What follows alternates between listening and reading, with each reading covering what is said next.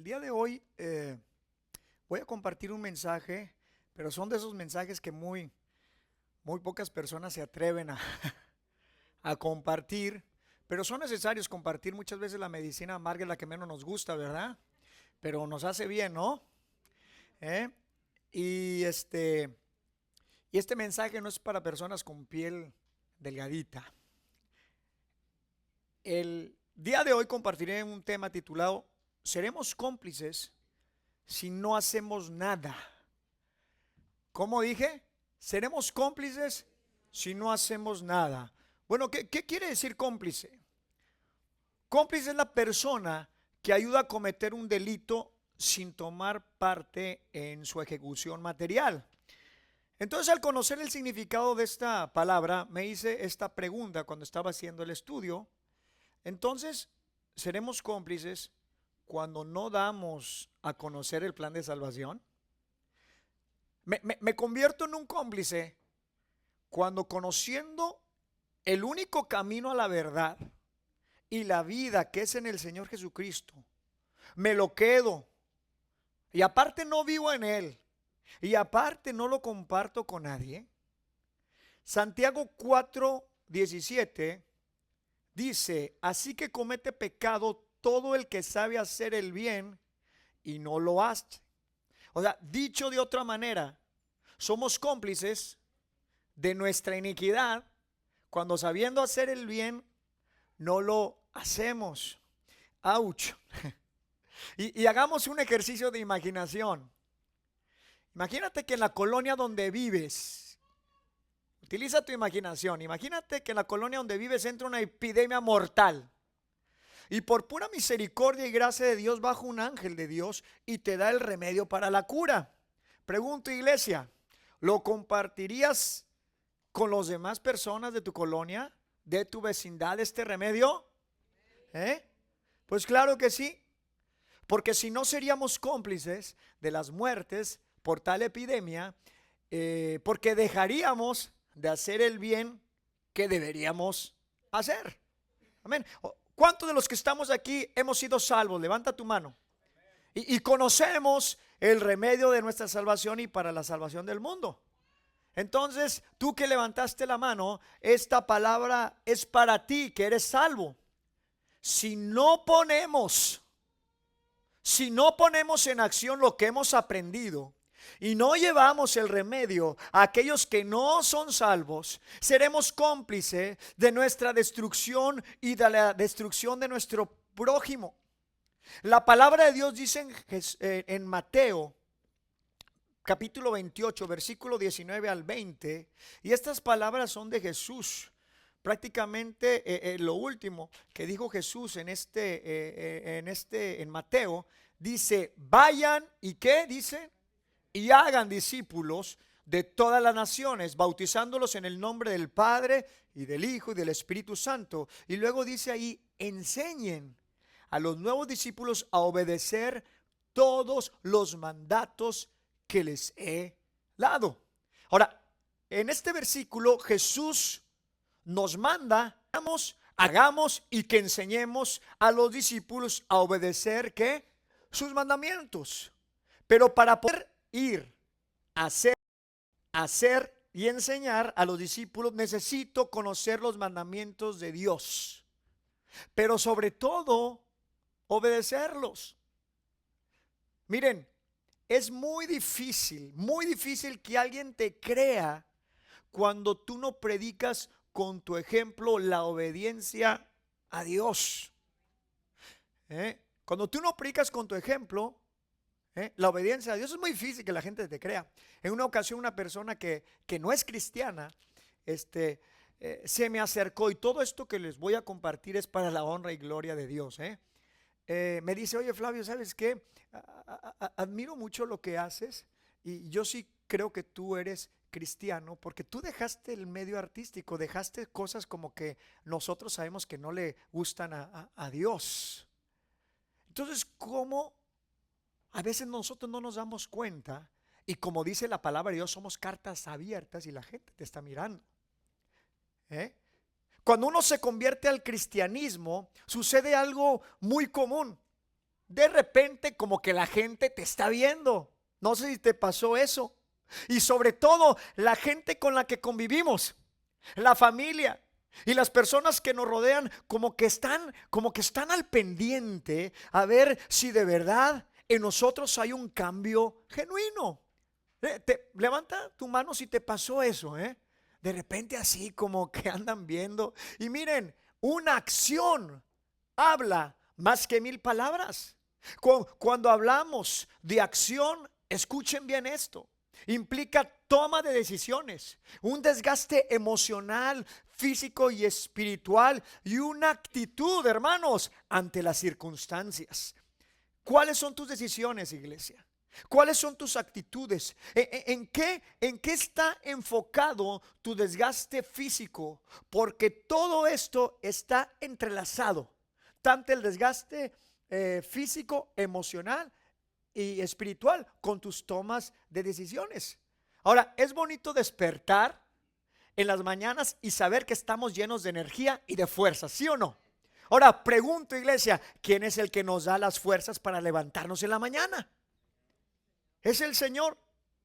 Todos los días Dios nos llena de fuerzas para que las gastemos con buenas acciones, para que las utilicemos tomando decisiones correctas, teniendo una buena actitud ante los problemas. Cuando no gastamos esas fuerzas en hacer lo que debemos hacer, ¿sabes qué va a suceder? Nos van a empezar a seducir esas cosas que no debemos hacer. ¿Y sabes qué? Terminamos haciéndolas. Porque de alguna o de otra manera tienen que salir esas fuerzas. Tiene que salir esa energía. Y les voy a poner un ejemplo muy cotidiano.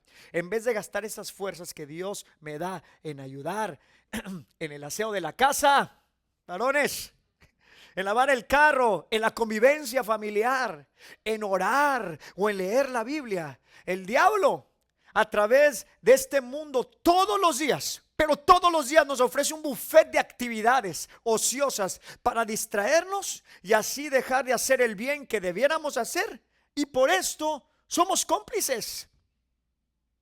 Dios nos dio fuerzas para activarnos siendo hacedores de su palabra. De nada sirve si solamente venimos aquí a la iglesia y la escuchamos. Miren, sucede algo sobrenatural. Y a mí me ha pasado. Cuando tú gastas tus energías haciendo lo correcto delante de Dios, ¿sabes qué sucede? Dios te fortalece. Dios te fortalece porque en tu obediencia estás honrando a Dios y Dios te da más. Cuando hacemos lo que a Dios le agrada, significa que estás confiando en Dios, significa que estás descansando en Él. Le estamos diciendo a Dios: Señor, tú eres mi refugio. Y lo sobrenatural del Señor empieza a fluir en nuestras vidas. Son principios que Dios estableció. Por eso la Biblia dice en Isaías 40:31, dice: en cambio, los que confían ¿en quién? En el Señor encontrarán nuevas fuerzas. Volarán alto como con alas de águila. Correrán y no se cansarán. Caminarán y no desmayarán. ¿Quiénes quieren volar como las alas de águila? Ahora, por el contrario, cuando gastas tus fuerzas en tus razonamientos, cuestionando todo lo que dice la palabra, todo lo que Dios te pide que hagas, ¿sabes qué sucede? Cargas con ansias, no duermes igual, te sientes fastidiado, sientes hastío. Cuando empiezas a confiar en la palabra, te empiezas a aprender versículos de la Biblia, sucede algo maravilloso en nuestro corazón. Y miren, les voy a contar un ejemplo típico. A aquellos que alguna vez fueron a la discoteca, ¿verdad? Cuando alguien va a una discoteca y se desvela, cuando te emborrachas, ¿verdad? Cuando pasas tiempo también con personas hablando mal de alguien.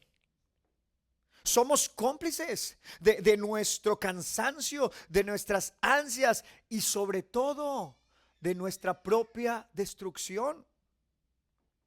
A lo mejor podrás decir: ay, Flavio, pero ¿por qué dices en este caso soy cómplice? ¿Por qué cómplice de mi propia destrucción si no le hago mal a nadie? Lo estoy haciendo a escondidas. Es mi cuerpo. Y te voy a decir algo, si le estás haciendo mal a algo. Le estás haciendo mal al cuerpo, a la mente, al corazón, que se te ha delegado que lo administres nada más, pero no es tuyo. ¿Sabías eso? No es tu cuerpo, no es tu mente, es tu corazón. Salmo 24:1 dice: la tierra es del Señor y todo lo que hay en ella. El mundo y todos sus habitantes, ¿qué dice? Le pertenecen. A lo mejor tú no sabías, pero tú le perteneces al Señor. Pero sobre todo, le estás haciendo mal a tu testimonio.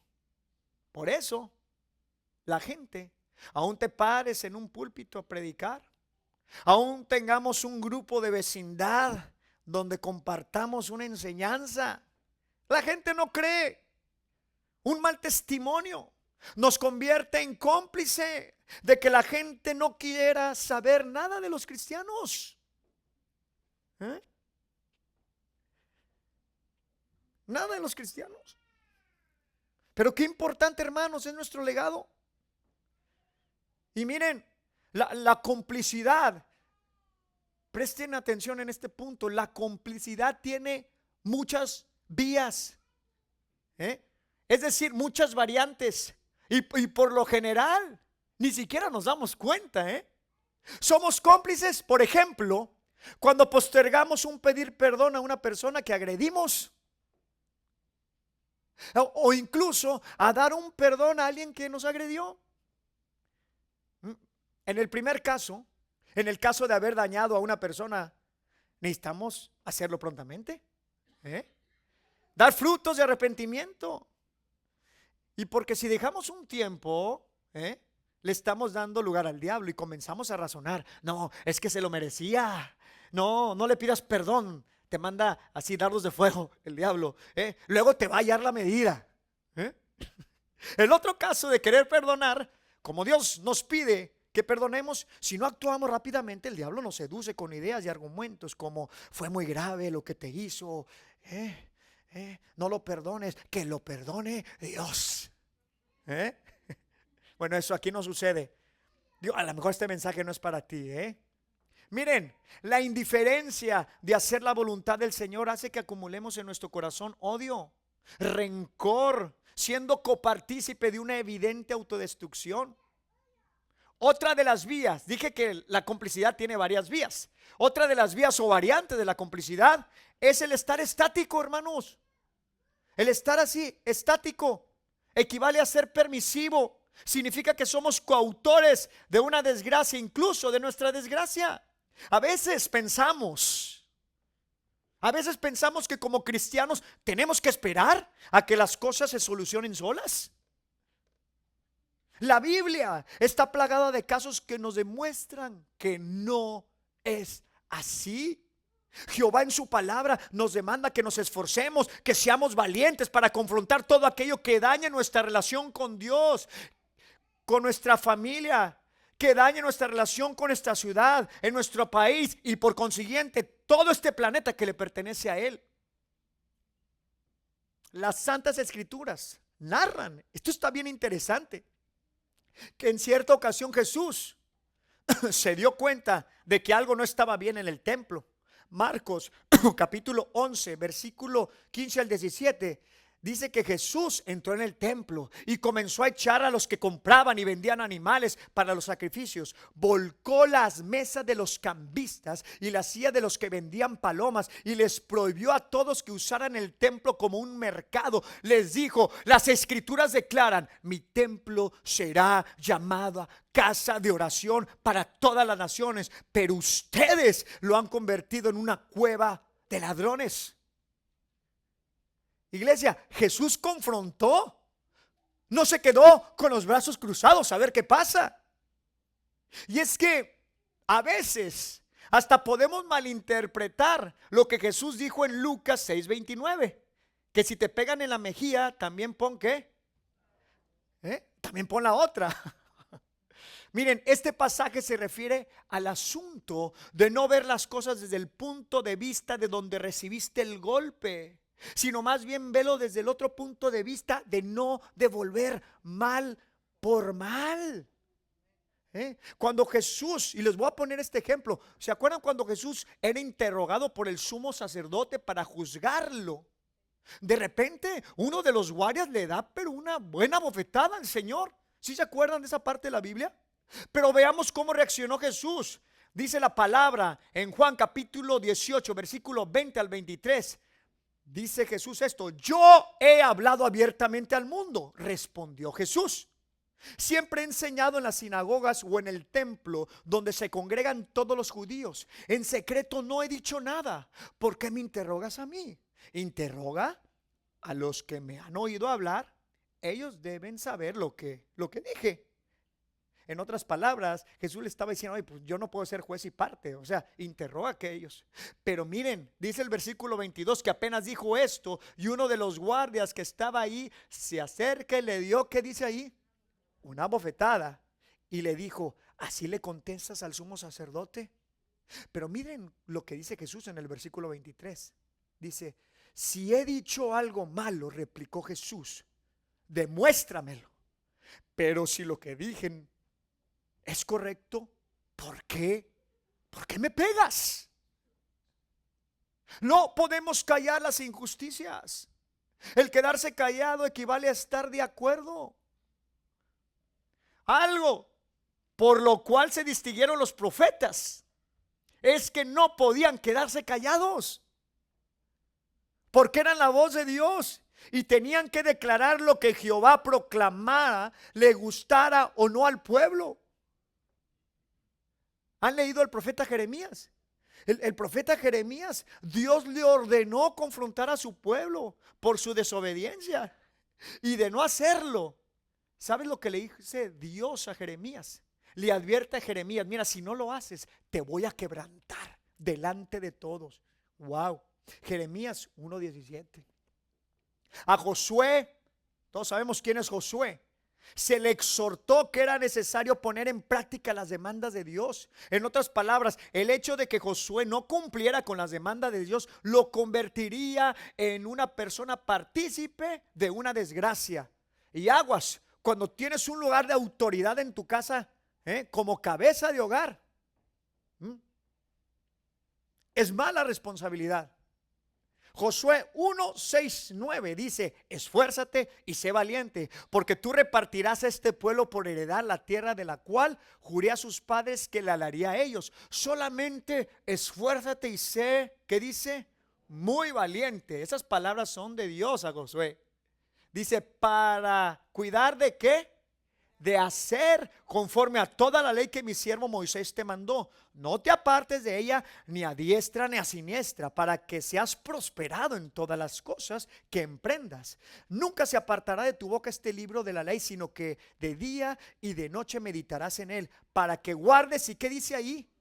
Y hagas conforme a todo lo que en él está escrito, porque entonces, porque es entonces donde va a prosperar tu camino y todo te saldrá bien. Y luego el versículo 9 dice: mira que te mando que te esfuerces y seas valiente, no temas ni desmayes, porque Jehová tu Dios estará contigo en donde quiera que vayas.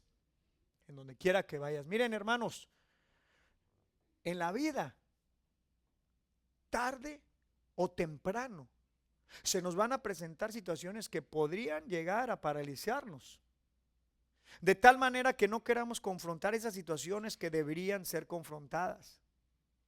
Pero miren, si no las confrontamos, seríamos cómplices. Se necesita mucho esfuerzo y valentía para confrontar el pecado, para confrontar el pecado, ya sea que hay en nosotros o alrededor nuestro. Tal fue el caso de Josué. El caso de Josué es muy interesante, pongan mucha atención, porque cuando Josué y los israelitas atacan la ciudad amurallada de Jericó, tenían que tener cuidado con todas las cosas que habían en esa ciudad. O sea, Dios le ordena a Josué, ¿verdad?, atacar a Jericó, pero tenían que tener cuidado con las cosas que habían en esa ciudad, y Dios les ordena esto en Josué 6, 18 al 19.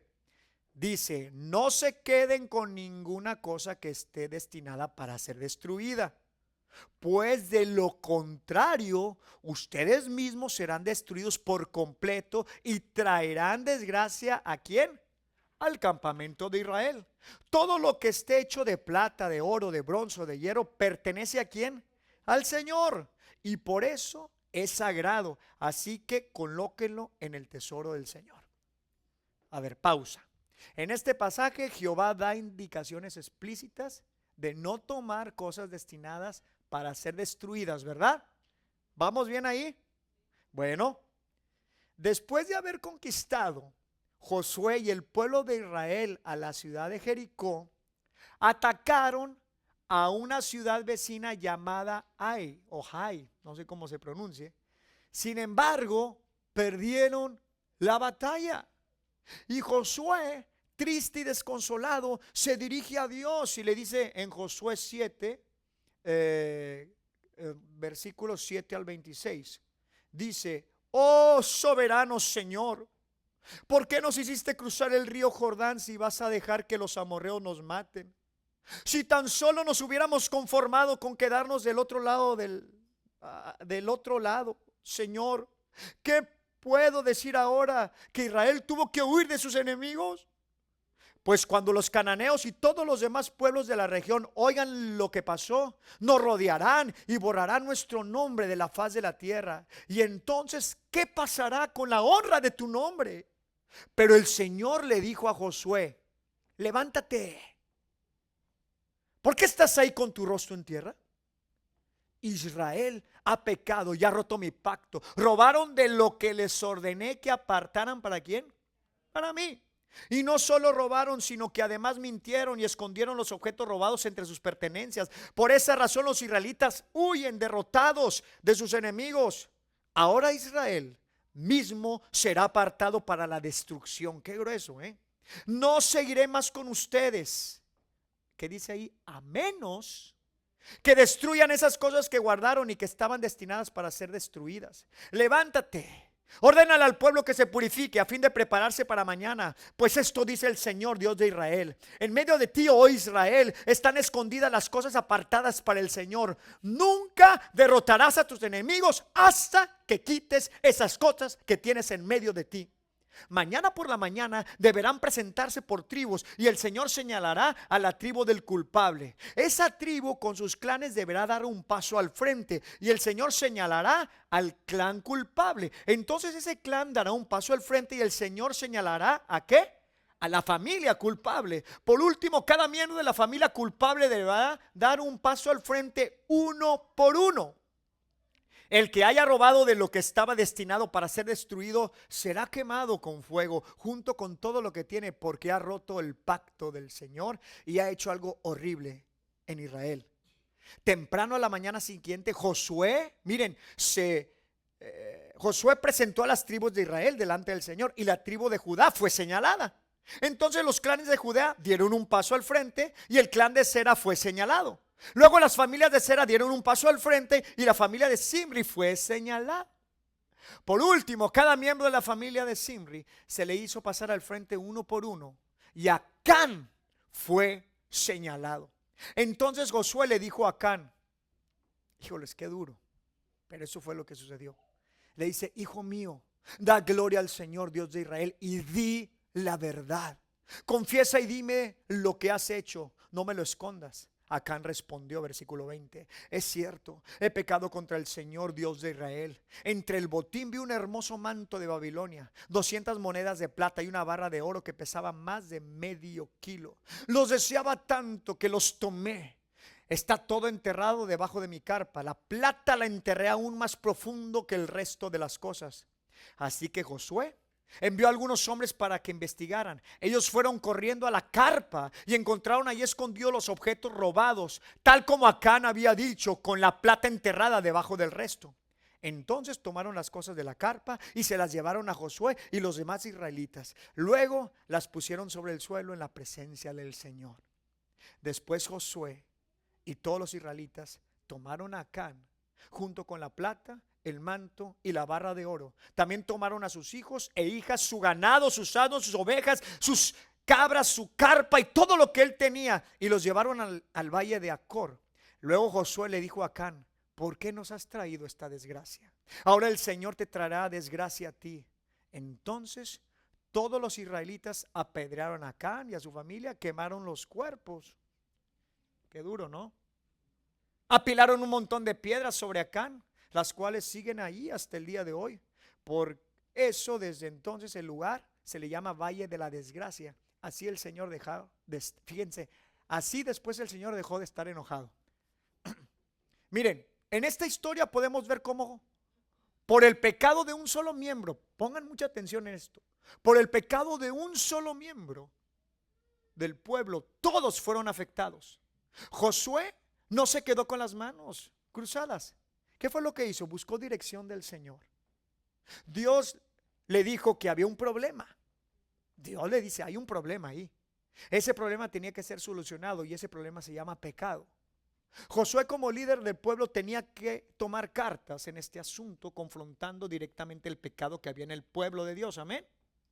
Ahora, Josué, ¿sabes qué? Inmediatamente, siguiendo las órdenes de Dios, solucionó el problema, pero rápido. Y fue entonces que las bendiciones del Señor comenzaron nuevamente a derramarse en su pueblo.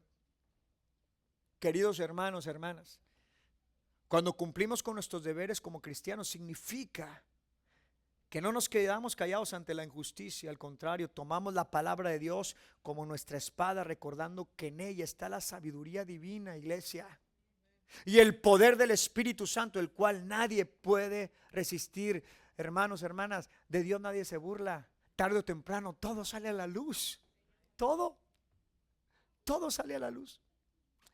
Miren, como padres y líderes cristianos de nuestro hogar, tenemos la autoridad y la responsabilidad de decirle a nuestros hijos, claro, con mucha sabiduría, con mucha sabiduría, qué tipo de programas de televisión no son permitidos en el hogar, qué tipo de revistas y bebidas son prohibidas en casa. Es que a veces somos tan permisivos, que permitimos que nuestros hijos cuelguen pósters en sus cuartos, ¿verdad? Feos, o ver programas que no le agradan a Dios. ¿Sabes qué? Es que no es tu casa, es del Señor. Incluso como padres de familia se tiene la autoridad para decirle: con esta persona no quiero que te juntes. Claro, y explicarle por qué. No sé si han escuchado: más vale una vez colorado que 1000 veces sonrojado. Más vale. Saben, inclusive mi papá, mis amigos, mi suegra, todos saben que en mi casa no permitimos cervezas. En mi casa no hay cervezas. Hay cosas que son así y se tienen que confrontar. Jesucristo mismo confrontó a su madre. Hey, madre, señora, le dice: mi hora no ha llegado. Mi hora no ha llegado. Uno de los hijos de un padre de familia empezó a juntarse con gente que vendía droga. Y porque y luego le empezó a gustar el dinero fácil. Una cosa te conlleva a otra. Y el papá le puso un ultimátum. Le dijo: ¿sabes qué, hijo? Si tú te sigues juntando con ellos, te vas a tener que ir de la casa. Te vas a tener que ir de la casa. Porque si no, sería cómplice de la destrucción de mi esposa. Si ellos a lo mejor después pueden agarrar represalias en cosas, es que aquí no puedes estar. Seremos cómplices cuando no hacemos nada. Hubieron consecuencias en Elí y sus hijos. Elí era un sacerdote principal del templo de Israel y sus hijos igualmente servían en el templo. Pero sus hijos eran desobedientes, aprovechados, ladrones y perversos. Y Elí nunca lo reprendió, fíjate, nunca lo reprendió. Sus hijos menospreciaban las ofrendas de Dios y tomaban lo que le correspondía a Dios. Y también dormían con las mujeres que velaban a la puerta del tabernáculo de reunión. Wow. Queridos hermanos, Elí fue cómplice de su destrucción y la destrucción de sus hijos porque no hizo nada al respecto. No hizo nada. Nada. Me gustaría terminar con algo. Pon algo de música. Ya vamos a terminar. Veo algunas hermanas que ya están cabeceando. No me vaya a suceder lo que le pasó a un pastor. Llegó al final y dijo: oiga, hermana, se la pasó dormida casi toda la predicación. Y le dice la hermana al pastor: de hecho, me faltaron horas de sueño, hubiera seguido predicando.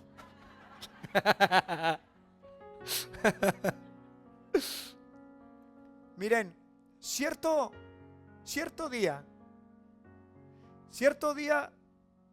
un profesor entró a la aula dispuesto a dar una clase especial. Sus alumnos de psicología, asombrados, lo veían sacar de una bolsa unos cuantos objetos. Les dijo: en la vida se van a encontrar con muchas situaciones para resolver. Hoy vamos a resolver un problema. Y dicho esto, colocó una hermosa mesita en el centro de la clase.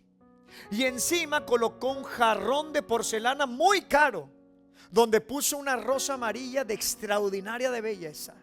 Y dijo así: aquí está el problema, resuélvanlo. Todos quedaron perplejos mirando aquella escena. Un jarrón de extremo valor y belleza y una maravillosa flor. ¿Qué representaría? ¿Qué hacer? ¿Cuál era el enigma? ¿Cómo que eso era un problema? En un momento, uno de los estudiantes, ante la mirada atónita de sus compañeros, pasa al frente, tomó el jarrón entre sus manos, lo levantó y, ¿saben?, lo estrelló sin pena contra el suelo. Hecho esto, volvió al lugar. Después el maestro dijo: por fin alguien entendió. Exclamó el profesor. Luego explicó: yo fui bien claro. Dije que ustedes estaban delante de un problema. No importa cuán bello y fascinante sea un problema, tiene que ser eliminado, terminado, concluido. Hermanos, cierra tus ojos. Cierra tus ojos, porque miren, muchas personas cargan la vida entera el peso de cosas que fueron en el pasado. Podría ser algún sentimiento de rencor o reproche que, aunque en algún momento te haya hecho mucho daño, eso solo forma parte del pasado, hermano. Solo existe una manera de lidiar con un problema, y es atacándolo de frente. No se puede tener piedad, hermano, hermana. Jesús mismo no tuvo piedad al volcar las mesas de los campistas. No tiene caso tratar de acomodarlo y darle vueltas si al fin y al cabo ya no es otra cosa más que un problema, hermano. No huyas de él. El Señor ahorita te está diciendo: no huyas de él, no escondas. En el poder del Señor, acaba con él. Amados hermanos, seremos cómplices de nuestra propia desgracia si no hacemos nada para afrontar todo aquello que no agrada al Señor. ¿Sabes? Si tienes problema por perdonar, haz algo, pero pronto. Aniquila el problema y ve corriendo a esa persona y dile que la perdonas. Si tu problema es que no has honrado a tus padres, apresúrate, no lo pienses, acaban con el problema, corre a ellos a pedirles perdón y hónralos. Si tu problema es que estás resentido con Dios porque sigues enfermo o porque te quitó un sueño, un anhelo, porque se llevó lo que más amabas, no tengas piedad de tu problema y soluciónalo ya. Corre hacia tu Creador, pídele perdón y entrégale tus cargas.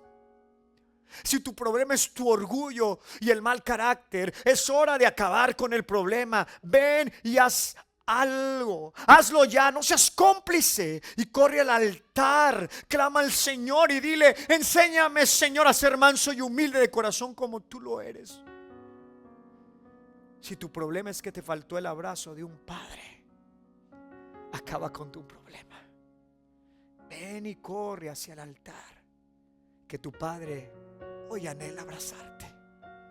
Si tu problema es que estás cansado y cargado, porque has querido hacer todo en tus fuerzas, no lo pienses. Ven y corre al altar. No seas cómplice de una desgracia por no hacer nada. Jesús hoy te dice: hermano, hermana, vengan a mí todos ustedes que están cansados de sus trabajos y de sus cargas, porque yo te voy a hacer descansar. No seas cómplice de no creer en el Señor. Créele al Señor.